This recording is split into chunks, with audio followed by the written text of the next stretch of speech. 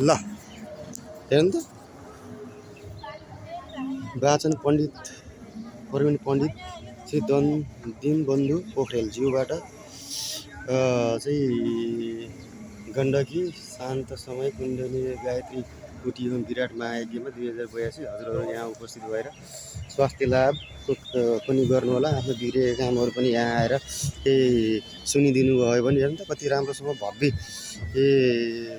चाहिँ उद्घाटन भइरहेको छ। पोखरेलवासीहरूलाई पनि धन्यवाद दिन चाहन्छु म। यसरी नै सबै ठाउँमा एक एउटा काम गर्दै गइयो भने यसबाट उठेको रकमले देश निर्माणमा उद्योग धन्दा व्यवसायमा र गर्न खोजियो भने विश्व अभियानमा यसरी नै लाग्दै गइयो भने एक दिन अवश्य पनि हामी जस्ता दान गर्न चाहने र इच्छुक व्यक्तिहरूलाई यहाँ दान पेटिका रहेको ऊ पनि लेखिएको छ। आउनु होला सबै सकिन्छ जति सक्दो उति। हेर्नु त कस्तो राम्रो भव्य स्वागत गरिएको छ। हामीहरूकै लागि हो। आउनुहोस् आएर राम्रोसँग यसको अवलोकन गर्नुहोस् र दीनबन्धु पोखरेलबाट हुने भागवत महापुराण चाहिँ अध्ययन सुन्नुहोस् र घरको रोग व्याधि असाध्य र नभएका र बिग्रेका कामहरू पनि सफल हुन्छ भन्दै म चाहिँ तपाईँहरूलाई सर एकचोटि चाहिँ यो निरीक्षण गर्दै यो सबै देखाउँदैछु।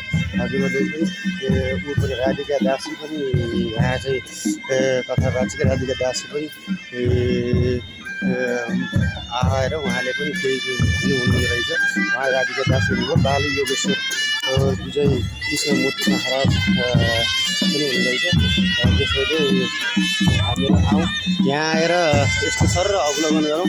कति रमणीय कति सुन्दर बनाउनु भएको छ। हेर्नु त सजाउनु मात्रै यहाँ त धेरै खर्च भएको छ। गाजा खै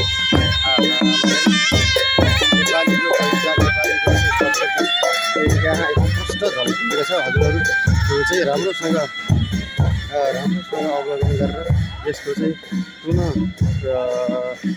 उत्थान गरेर घर घरमा चाहिँ चाहिँ सबैले हेरिदिनु हुनेछ भन्दै म अझै सर र हजुरहरूलाई सबै कुरा देखाउन चाहन्छु। फुर्सद भएको टाइममा तपाईँहरू चाहिँ यो पोखराको बिरौटा स्थित आँखा हस्पिटलको आडमा तपाईँहरू चाहिँ फुर्सद मिलाएर जसरी भए पनि यहाँ उपस्थित भइदिनु हुनेछ र दीनबन्धु पोखरेलबाट हुने कथा वाचनमा हजुरहरूले चाहिँ मनज्ञ लाभ लिई सकेको दान दक्षिणा दिई सहयोग पनि गर्नुहुनेछ र देश निर्माणमा योगदान पुग्नेछ र समाजमा धर्मको नाममा चाहिँ प्रचार प्रसार पनि हुनेछ र सबैले भगवान्प्रति आस्था राखियो भने पक्कै पनि नेपाल स्वर्ग हुनेछ। स्वर्गको देश स्वर्ग नै रहनेछ।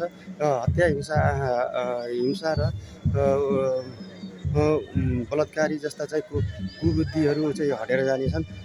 यस्तै वाचनहरू पण्डितहरूबाट ज्ञानहरू लियो भने हाम्रो मस्तिष्कमा भएका नेगेटिभ विचारहरू नेगेटिभ ऊर्जाहरू पनि हटेर जानेछन्।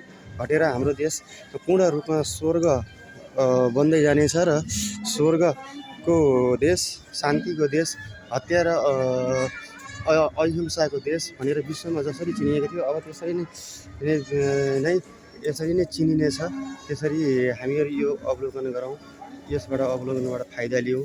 किनकि उहाँ चाहिँ धेरै विद्वान पण्डित दीनबन्धु पोखरेलबाट चाहिँ यो विराट महायज्ञको उद्घाटनको स्थितिमा र कथा वाचन पनि भइरहने स्थितिमा हजुरहरू आएर यसलाई पूर्ण रूपमा सहयोग गरिदिनु हुनु भन्दै म चाहिँ हजुरहरूसँग चाहिँ विनम्र अनुरोध गर्दै सामान्य भिडियो प्रस्तुत गरिरहेको छु। यदि मनपर्छ भने हजुरहरूले विश्व Sapkota YouTube channel like subscribe र बेल आइकन पनि दबाइदिनु भयो भने म हरेक नयाँ भिडियो नयाँ जनचेतना सम्बन्धी भिडियोहरू प्रस्तुत गर्ने छु। हजुरहरू यसरी आएर पूर्ण रूपमा यत्रो भव्य तपाईँहरूकै लागि हो। आउनुहोस् त यस्तो भव्य स्वागत गरिएको छ। हजुरहरू आएर यसो अवलोकन गरेर आफ्नो मन इच्छाले मन जगाइदिनु भयो भने भगवान् खुसी हुनुहुन्छ। हजुरहरूको बिग्रेका काम असफल भएका काम र नवग्रह पनि शान्ति हुन्छन् भन्दै म आज हजुरहरूको समक्ष यो विराट महायज्ञको देखाउन चाहिँ भगवान्ले जुटाउनु भएछ र हजुरहरूले पनि सर फुर्सद निकालेर एकचोटि आइदिनुहुन्छ भन्दै म विश्व सापट बिदा हुन चाहन्छु। हस्त नमस्कार।